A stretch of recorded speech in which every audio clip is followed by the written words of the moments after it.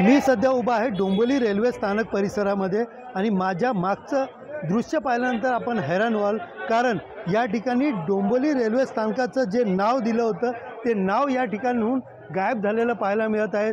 आपण पाहू शकता या ठिकाणी डोंबिवली रेल्वे स्थानक हे नेहमी लिहिलेलं असायचं आणि प्रत्येक रेल्वे स्थानकाच्या बाहेर ज्या पद्धतीने रेल्वे स्थानकाचं नाव लिहितात, मात्र या ठिकाणी आपण पाहू शकतो सुशोभीकरण या ठिकाणचं डोंबिवली रेल्वे स्थानकाजवळ सुशोभीकरण करण्यात आलं होतं आणि त्यानंतर गेल्या 1 वर्षापासून डोंबिवली रेल्वे स्थानकाचं नाव या ठिकाणाहून गायब झालेलं आहे। सध्या या ठिकाणी कलानगरी, एकता नगरी असे नावं जे आहेत ते या ठिकाणी देण्यात आलेले आहेत। विशेषतः पाहायला गेलं तर लाखो प्रवासी जे आहेत ते डोंबिवली रेल्वे स्थानकावरून दररोज प्रवास करत असतात आणि अनेक प्रवासी जे आहेत ते बाहेरून या ठिकाणी येतात। रेल्वे स्थानक शोधण्यासाठी अनेक प्रवाशांची मोठ्या प्रमाणात तारंबळ देखील उडते। मात्र सध्या तरी पाहिलं तरी आपण या डोंबिवली रेल्वे स्थानकामधून बाहेर येणारे व जाणाऱ्या जे मार्ग आहेत त्या मार्गाच्या बाहेर जो स्थानकाचा मोठा या ठिकाणी नाव लावण्यात आलेलं आहे,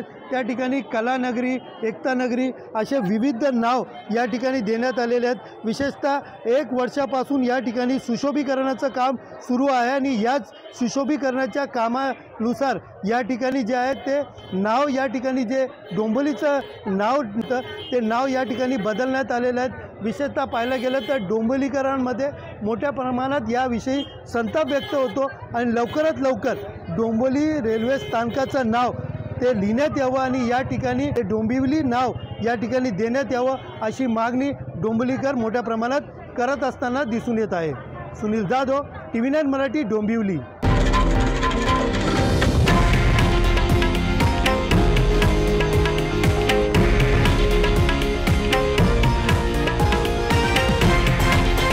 हे आहे देशातील नंबर 1 न्यूज नेटवर्क आणि आपण पाहत आहात TV9 मराठी, एकमेव।